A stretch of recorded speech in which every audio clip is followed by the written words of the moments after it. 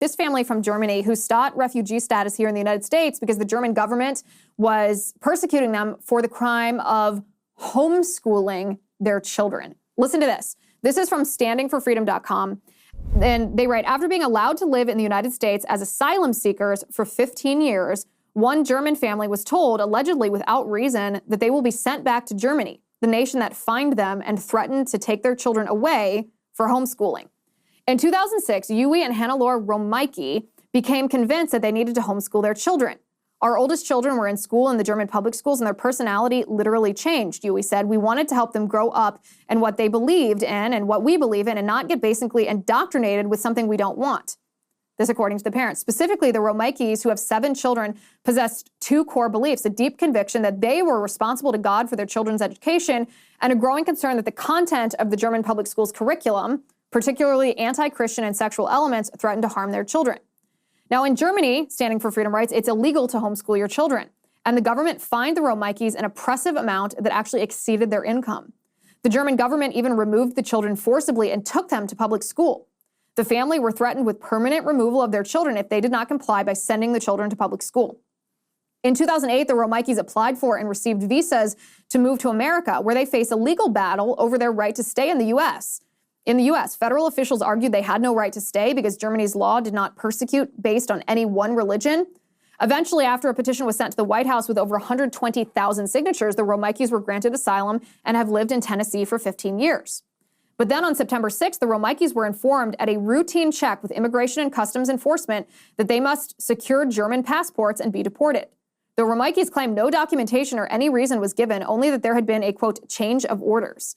Since moving to the U.S., Yui and Hannelore have had 2 more children, and 2 of their German-born children, who are now adults, have married U.S. citizens. One of the adult children recently had a child of their own.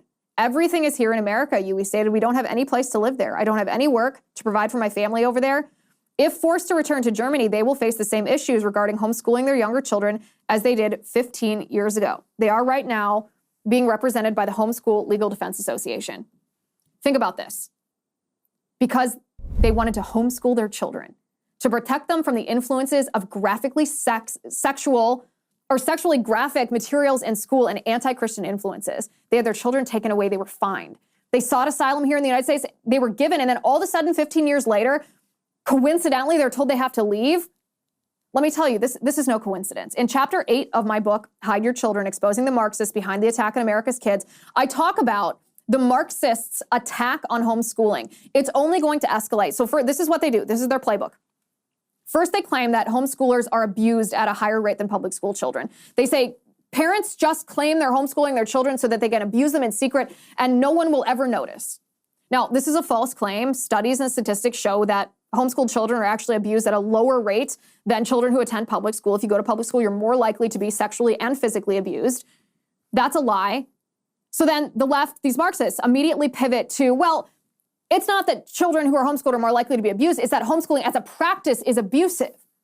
And the argument that they give for why homeschooling as a practice is abusive is because they say it, quote, deprives children of a public school experience.